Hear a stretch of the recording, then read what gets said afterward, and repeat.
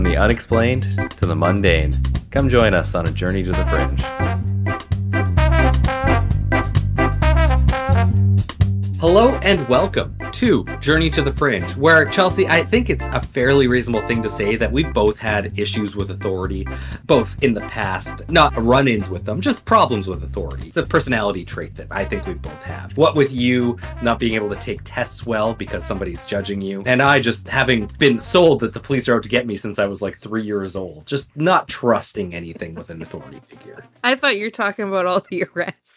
Yeah, I know. I have to specify that. Anyhow, we are your podcast hosts, Taylor and Chelsea, here today, kind of giving you an idea, a sense of mass wrongdoings that the police have done in the past. And I police might be the wrong word for it, because we're going to talk about sheriff's departments as well. But this is kind of a response. If somebody says, which I hate this response, when you're talking about them with specific cases of malpractice by police officers, and they say, well, that's just one bad apple, which if you look at that entire phrase, one bad apple ruins the batch, in fact means that is an entirely terrible thing to have the one bad apple there. But hey, these are going to be examples of, no, there's entirely huge problems with the police that need to be addressed. Although we're only talking about specific cities' issues, this is a systemic issue all throughout the first world, I guess would be a proper way to say it, or at least North America, that needs to be addressed. Yeah, you wouldn't think it would just be exclusive to certain cities.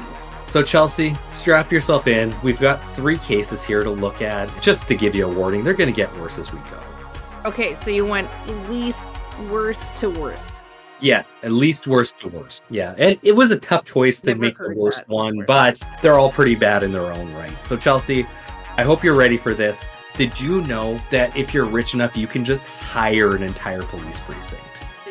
Do what? What would I be searching for that for? Body double. We're not just talking about, like, if you're pulled over by the cops, slipping them a 20 and going on your way. No, we're talking an entire state's police being paid off to do particular things for a group. Like, what would I want them to do that for? Oh, if you didn't want them to know what's happening.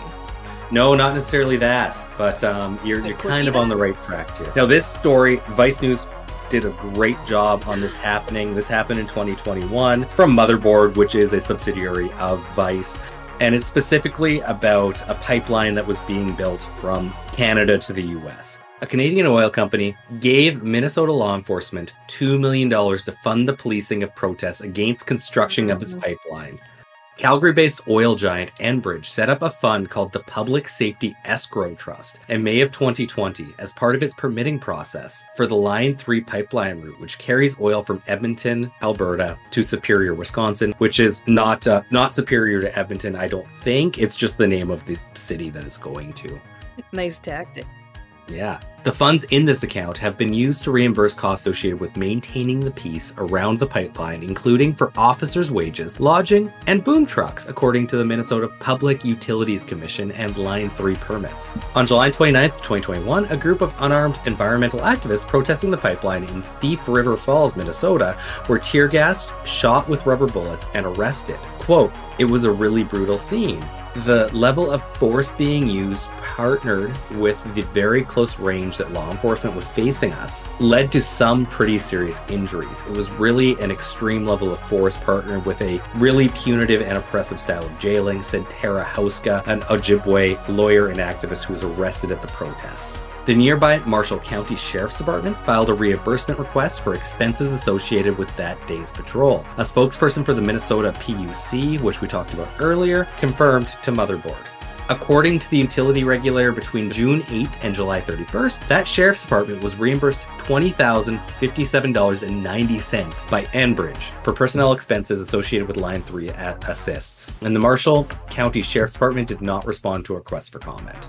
Enbridge justifies the pipeline expansion as necessary to uphold high safety standards, but community members living near it say the project exchanges environmental destruction and sacrifices land for a polluting energy source. The pipeline has also been tied to several instances of sex trafficking, harassment, and assault. That's a whole other article that we're not going to get into because this is going to be a long episode in itself, of local community members. Environmental activists, many from Indigenous territories through which the pipeline would run, have opposed the project for the last 7 years. Activists' efforts ramped up in November 2020 when Minnesota's Pollution Control Control Agency, MPCA, issued Enbridge water crossing permits. Grassroots collectives like Honor the Earth, Minnesota 350, and Stop Line 3 have garnered international support, including from the likes of Jane Fonda, for direct actions held to obstruct the HALT pipeline construction in the months since. Many of these direct actions have been met with violence by local police. Though the July 29th incident was not the first time activists have been met by resistance from law enforcement, it was the first time police had used less than lethal weapons. The Ginua Collective, an environmental activist group led by Indigenous women and Two Spirits people organizing against the pipeline, wrote in a Facebook post on August 1st of 2021. 20 activists were arrested and taken to Pennington County Jail, where several were denied food and medical care for their injuries and held in solitary confinement, the group claimed. Among them was Ginua Collective founder Huska, who stated after being attacked and zip-tied, she was kept in solitary confinement for days, denied food that aligned with her dietary needs, and ultimately hospitalized. Pennington County Jail Administrator Dave Casanova, the existence of the Public Safety Escrow Fund has been known for some time thanks to activists and media reports. An April report from the Minnesota Reformer based on documents obtained through public record requests showed that Enbridge established a financial relationship with Minnesota law enforcement in May of 2020 as part of the permits that PUC issued, creating, quote, a public safety, end quote, reimbursement fund for any pipeline-related police action and emergency responders. That's fucked up. In its permitting documentation, the PUC cited increased law enforcement expenses around pipelines in other parts of the country as reasoning for establishing the fund. The funds live in an escrow account managed by a state-appointed official to whom agencies send requests for reimbursements of costs related to, quote, coordination of public safety and emergency responders' public safety-related costs for maintaining the peace in and around the construction site, review and oversight of any private security services, end quote, and other similar costs.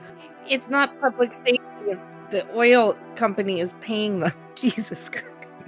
The financial arrangement allows the state's police departments to get reimbursed by the fossil fuel corporations for, quote, maintaining the peace in and around the pipeline construction site and coordinating services, Atkin reported. That included those undertaken by a task force of 18 sheriff's departments, the Northern Lights Task Force, which was created to deter pipeline protests. In April of 2021, Enbridge had paid law enforcement over $500,000 out of this fund. We have also learned that figures have ballooned far from there. Per a spokesperson of the MPUC, the oil giant has paid $1,957,011.37 in law enforcement expenses to date.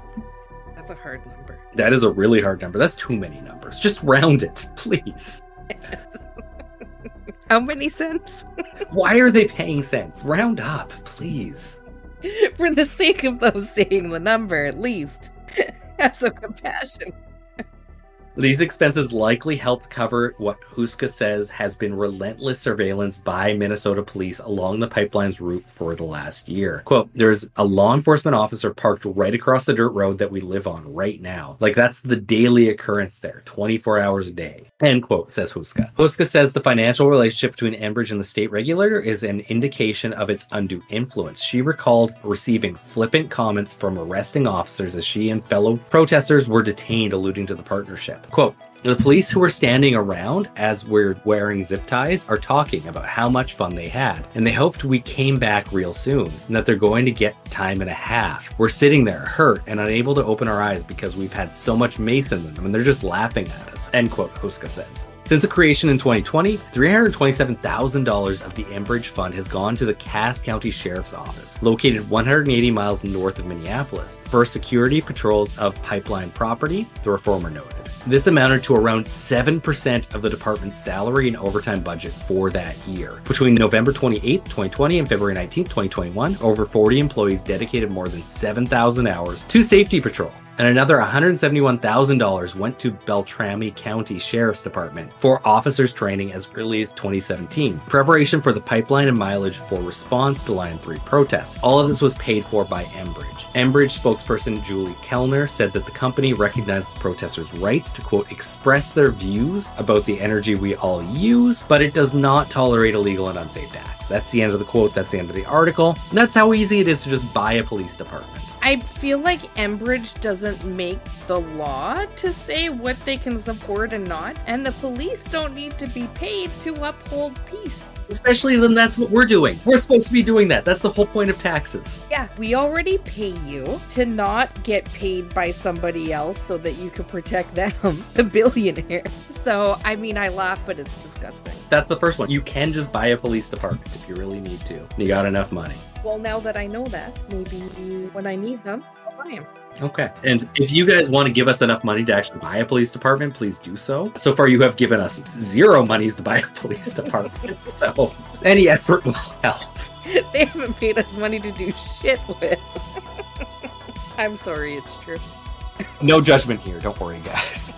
Next up, did you know that departments can be full of gangs? What kind of departments? In this case, it's a sheriff's department, but I'm going to boldly go out there and say it's probably not the only one. It likely could also extend out to police departments. Okay, law enforcement. What's the difference between a sheriff and a law enforcement? You keep saying them as if they're I was really trying to figure this out. Basically, sheriffs are generally an elected position. I don't know the case here. We're talking about the LA Sheriff's Department, which is the largest sheriff's department in the US. Generally, sheriffs will be elected, but I don't know the case specifically with the LA Sheriff Department. And there is also the LAPD, and I don't know the specific separation here. Generally, sheriffs will also provide, I shouldn't say policing, but policing to courthouses and prisons. Okay. As well as they'll take care of the more state-oriented laws. Okay, that's good enough for me. That's simple enough to explain it. There's way more to it than that, but I think that's enough to at least get us going from here. And you said they're run by gangs? No, they're full of gangs. You're a part of the gangs.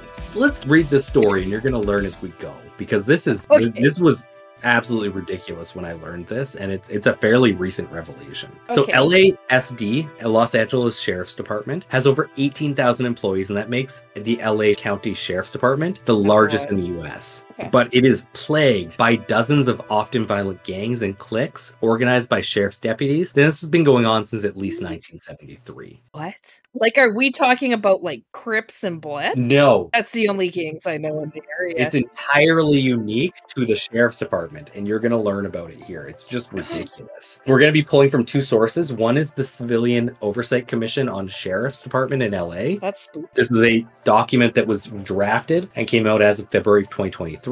As well as there is a pretty good NPR article on this. So we're going to be pulling from both of these. To start off from the COC, the Civilian Oversight Commission, we're going to start with this. Deputy gangs and deputy cliques have existed in the LA County Sheriff's Department since at least 1973. That year, an internal department memo dated December 5th documented the existence of a group known as the Little Devils and identified 38 members who bore sequential numbered tattoos of a devil. What? In the Sheriff's Department? In the Sheriff's Department, yes. In 1992, the Colts Commission report confirmed the existence of deputy gangs and deputy cliques, including deputy gangs called the Vikings, in the department. After holding evidentiary hearings in Los Angeles in 93 and 96, the United States Commission on Civil Rights in 1999 issued a report focusing on the violence and trauma the deputy gangs had inflicted on communities of color and people struggling with mental illness, and urged the LASD to take decisive action to eradicate the deputy gangs from its ranks. In 2012, the Citizens Commission on Jail Violence, CCJV, found that the deputy cliques existed in patrol and on certain floors of men's central jails, MCJs if that comes up again, and that they contributed to the use of excessive force in the jails. The CCJV's report contains 5 pages of recommendations to address the problem. The Loyola Law School report documented the department's long history of 8 deputy gangs and deputy cliques in 2021, and the Rand Corporation also confirmed the existence in its report titled Understanding Subgroups Within the LA County Sheriff's Department in 2021. All the deputy cliques share harmful characteristics. While not all deputy cliques engage in identical unprofessional conduct, most share at least some of the following characteristics, and they have done and continue to do certain acts of unprofessional and dangerous policing. Deputy cliques run the stations or units where they exist, as opposed to the sergeants, lieutenants, and the captains who are charged with the duty to run the station. Exercise influence over and often decide assignments and shifts, training, and overtime. Exclude deputies from the deputy cliques, often based on race, ethnicity, and gender. Intimidate deputies that are not not part of the deputy cliques, give orders not to provide backup to disfavored deputies who are not members of the deputy cliques, order work slowdowns if management of a station attempts to rein them in, encourage a we-they attitude, as in a separate we are the gang and there's everybody else who's against us, and not just between them and the public, but with other deputies within the station, operate in secrecy, lie in reports to protect each other, and threaten the public with use of excessive force without justification and belittle deputies unwilling to engage in such acts. Most troubling, they create rituals that valorize violence, such as recording all deputy-involved shootings in official books, celebrating with shooting parties, and authorizing deputies who have shot a community member to add embellishments to their common gang tattoos.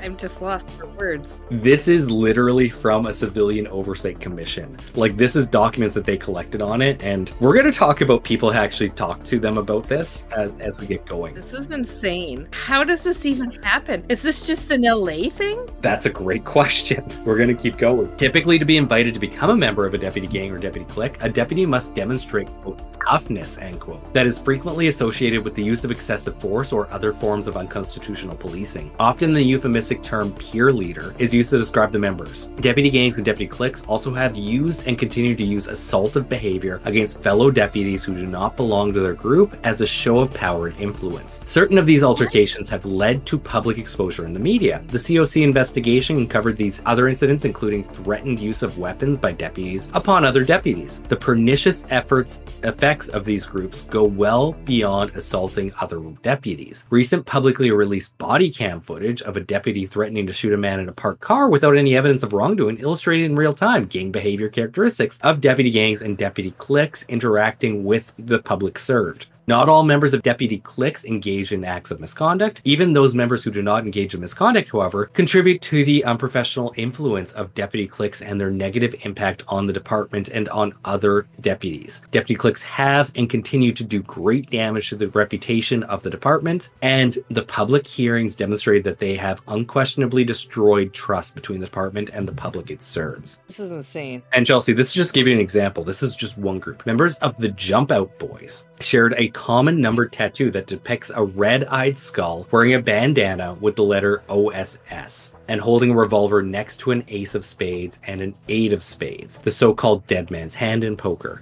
Their creed recited that members understand, quote, when the line need to be crossed and crossed back, end quote, and that they, quote, sometimes need to do things that they do not want to in order to get where they want to be, end quote. It also directed members to keep a, quote, black book, end quote, that records the dates of every deputy involved shooting, that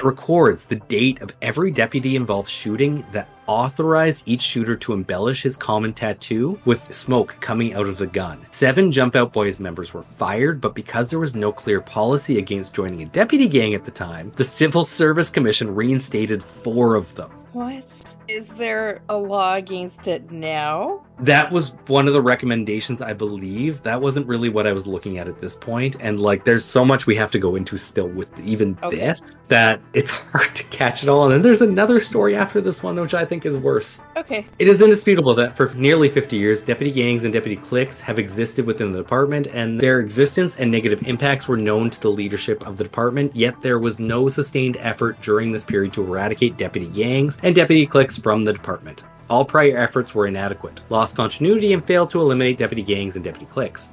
Owing to this failure, deputy gangs and deputy cliques are embedded in the culture of the department, either tolerated or ignored. Indeed, during the tenure of Sheriff Baca, the undersheriff, Paul Tanaka, was a tattooed member of the Vikings. According to the numerous witness interviews, former Sheriff Villanueva's undersheriff, Tim Murakami, has a caveman tattoo, another gang. This is from the commission. I have another thing that will change this number, but there's at least a half dozen and possibly more deputy gangs and deputy cliques currently in the department, primarily at patrol stations, and they include the Executioners, the Banditos, the Regulators, the Spartans, the Gladiators, the Cowboys, and the Reapers. I don't even know what to...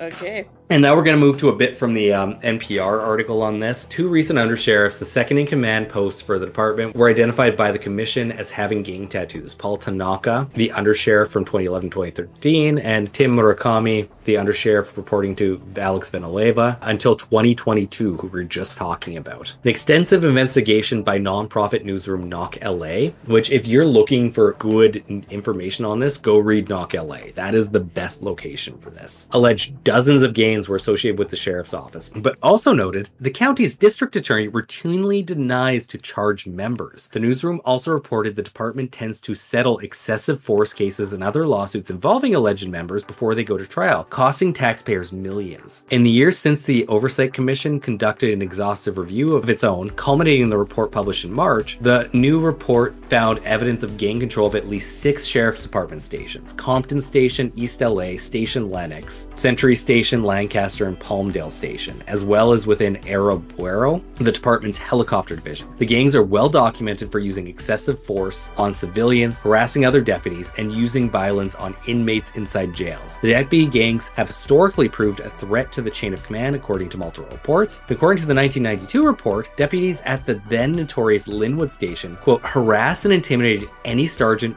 or lieutenant who stood in their way, end quote. The report went on to say deputies would, quote, command field sergeants to leave the scene of arrests, to slash the tires of supervisors they did not like, to disregard orders not to roam freely outside their patrol areas in the city of LA, and to smear excrement and other noxious substances over the engines of their supervisors' cars. The intimidation tactics have continued to this day. In 2018, alleged members of the Bandidos deputy gang brutally attacked non-gang deputies in the East LA station. The beating hospitalized 2 LASD deputies who are now involved in years-long litigation against the department for harassment and discrimination. And Chelsea, just to give you an idea, this comes right from Knock LA. There are at least 24 gangs within the LA County Sheriff's Department. Officials at various government agencies, including the Los Angeles County Board of Supervisors, the Los Angeles County District Attorney, the California Senate Subcommittee on Police Officers' Conduct, and the United States Commission on Civil Rights have heard testimonies on the violence inflicted on communities at the hands of deputy gangs for decades. Deputy gangs have killed at least 40 people, all of whom were men of color. At least 10 of them had mental illnesses. LA County keeps a list of lawsuits related to the deputy gangs. Litigation related to these cases has cost the county at least $100 million over 30 years. How come we don't really hear anything about this for it, like, running rampant?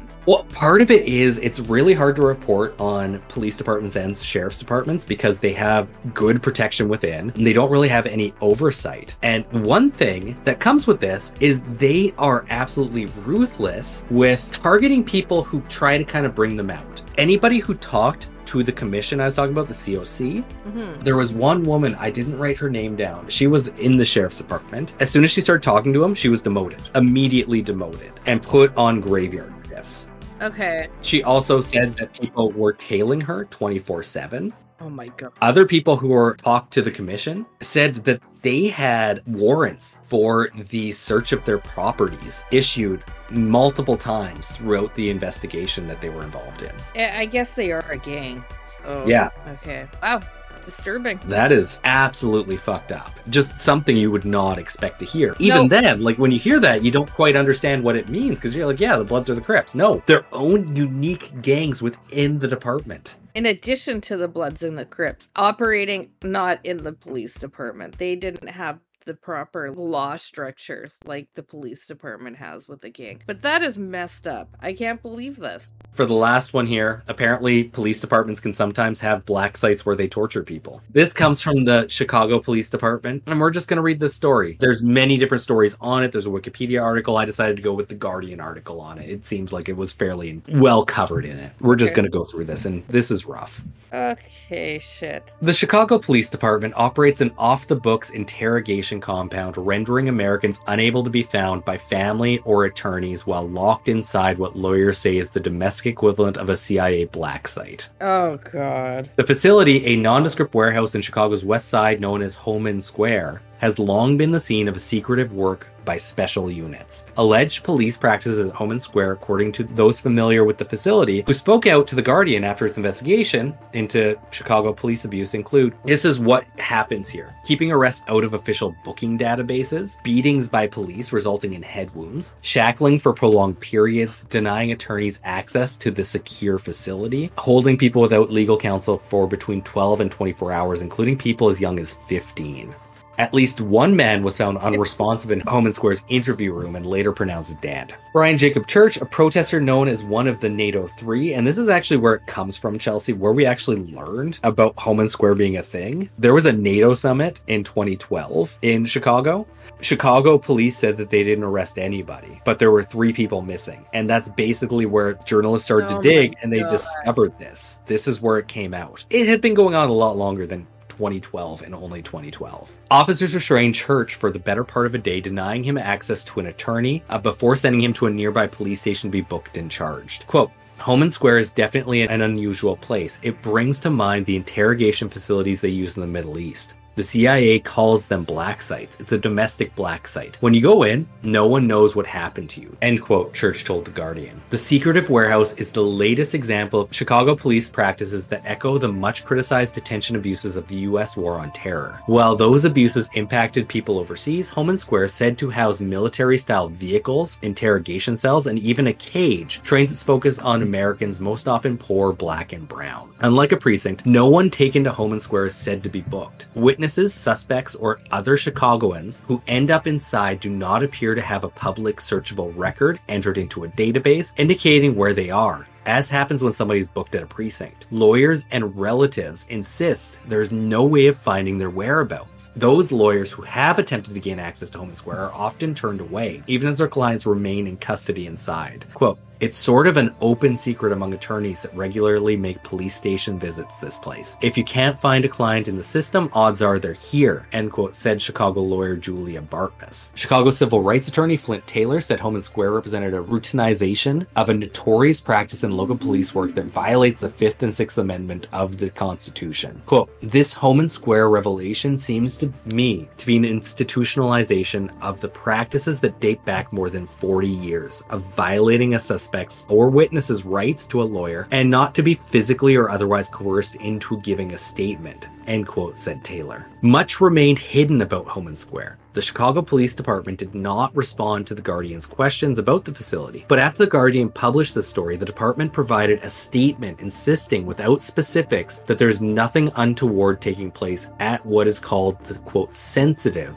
end quote, location home to undercover units. This is their statement, quote, CPD abides by all laws, rules, and guidelines pertaining to any interviews of suspects or witnesses at Homan Square or any other CPD facility. If lawyers have a client detained at Homan Square, just like any other facility, they are allowed to speak to and visit them. It also has the CPD's evidence recovered property section, where the public is able to claim inventory property, end quote, the statement said. Something numerous attorneys and one Homan Square arrestee have denied. And a little bit more from it, quote, there are always records of anyone who was arrested by CPD, and this is not any different at Homan Square, end quote, it continued. The Chicago Police Department's statement did not address how long into an arrest or detention those records are generated or their availability to the public. A department spokesperson did not respond to a detailed request for clarification. When a Guardian reporter arrived at the warehouse on a Friday, a man at the gatehouse outside refused any entrance and would not give any answers to questions. Quote, this is a secure facility. You're not even supposed to be standing there, he said. A former Chicago police superintendent and a more recently retired detective, both of whom have been inside Homan Square in the last few years, and a post-police capacity, said the police department did not operate out of the warehouse until the 1990s. But in detailing episodes involving their clients over the past several years, lawyers described mad scrambles that led to the closed door of Homan Square, a place most had never heard of previously. The facility was even unknown to Rob Warden, the founder of Northwestern University's Law School Center on Wrongful Convictions, until the Guardian informed him of the allegations of clients who vanished into inherently coercive police custody. Quote, they just disappear until they show up at a district for charging or are just released back onto the street, end quote, said Anthony Hill, a criminal defense attorney. This just keeps getting worse. Jacob Church learned about Homan Square the hard way on May 16, 2012. He and 11 others were taken there after police infiltrated their protests against the NATO summit. Church says says the officers cuffed him to a bench for an estimated 17 hours, intermittently interrogating him without reading him his Miranda rights to remain silent. It would take another 3 hours and an unusual lawyer visit through a wire cage before he was finally charged with terrorism-related offenses at the nearby 11th District Station, where he was made to sign papers fingerprinted and photographed. In preparation for the NATO protest, Church, who is from Florida, had written a phone number for the National Lawyers Guild on his arm as a precautionary measure. Once taken to Homan Square, Church asked explicitly to call his lawyer and said he was denied.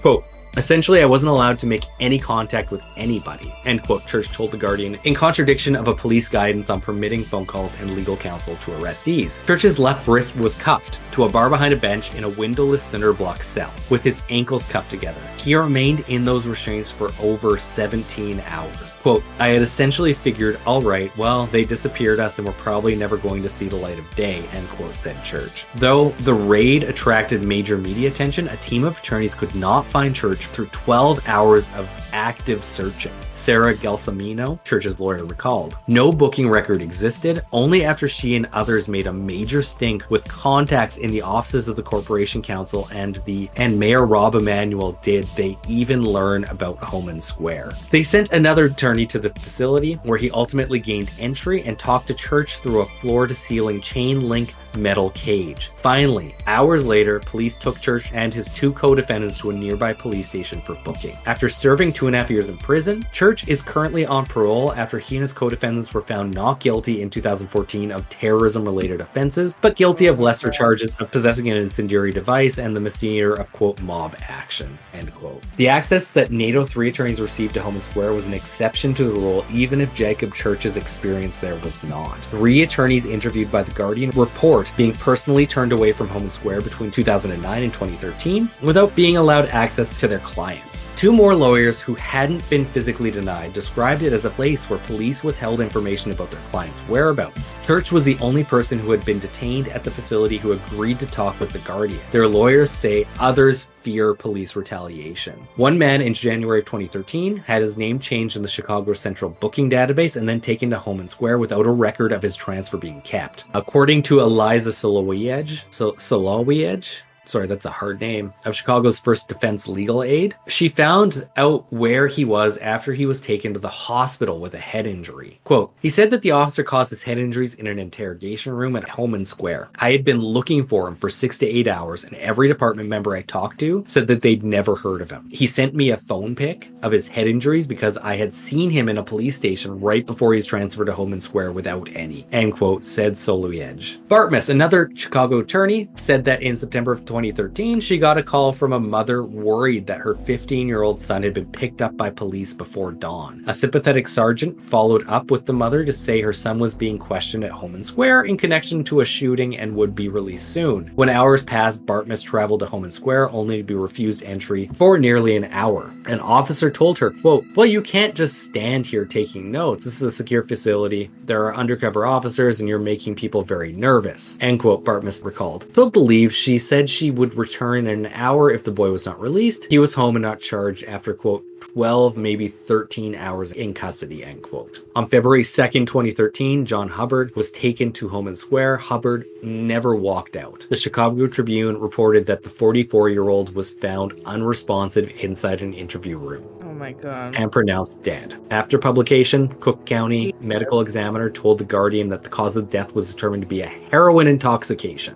Homan Square is hardly concerned exclusively with terrorism. Several special units operating outside of it, including the anti-gang and anti-drug forces. If police, quote, want money, guns, drugs, end quote, or information on the flow of any of them into Chicago streets, quote, they bring them there and use it as a place of interrogation off the books, end quote, Hill said. A former Chicago detective and current private investigator, Bill Dorsch, said he had not heard of the police abuses described by Church and lawyers for other suspects who had been taken to Homan Square. He had been permitted access to the facility to visit one of its main features, an evidence locker for the department. Transferring detainees through police custody to deny them access to legal counsel would be a career ender, said Dorsch. Quote, to move just for the purpose of hiding them, I can't see that happening, end quote, he told The Guardian. You know what? That's probably enough for that part. We can skip a little bit ahead here because, look, at the end of the day, the Chicago Police Department has acknowledged this in response to the Guardian's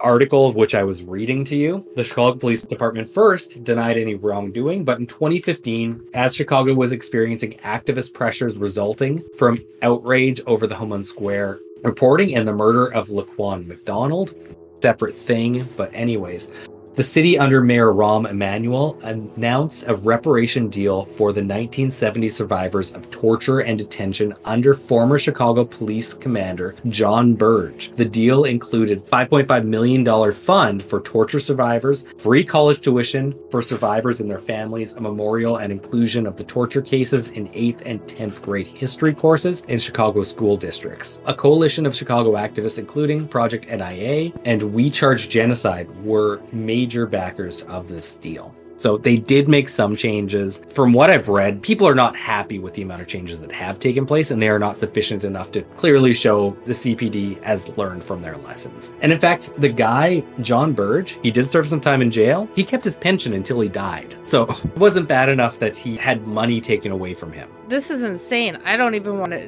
know what to make of this one. And whether or not this is the only one, or if it's just the one that got found. It can't be. It seems like it's the one that got found. And really, it's just they accidentally arrested somebody who had some money and a lawyer, as opposed to the poor black and brown people, as they talked about. Yeah. At the end of the day, we're never going to know how many people were coerced into confessing to something they didn't do because they were beaten so harshly at Homan Square, or how many people died there. We're just never going to know because it's a black site that had no records maintained. For everybody listening, we're adding this in posthumously, I guess. I think the episode's dead once we've kind of recorded it, right? Like that's how it works? Yeah. I don't actually know. Yeah.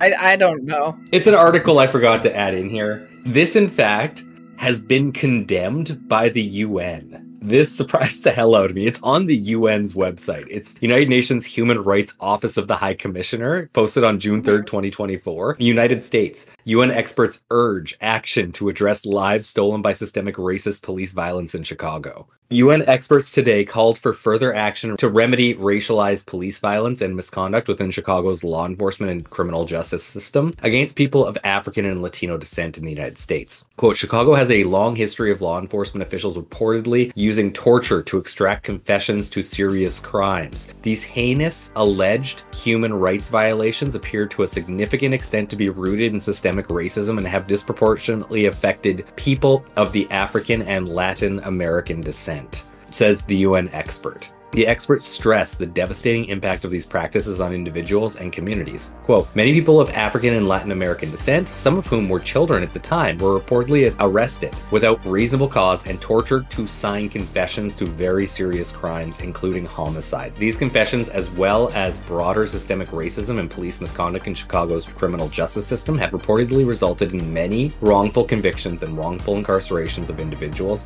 often for extremely long periods of time and without adequate access to healthcare, including for older persons and survivors of torture. Lives have been stolen with a significant ripple effect within the community, end quote, they said.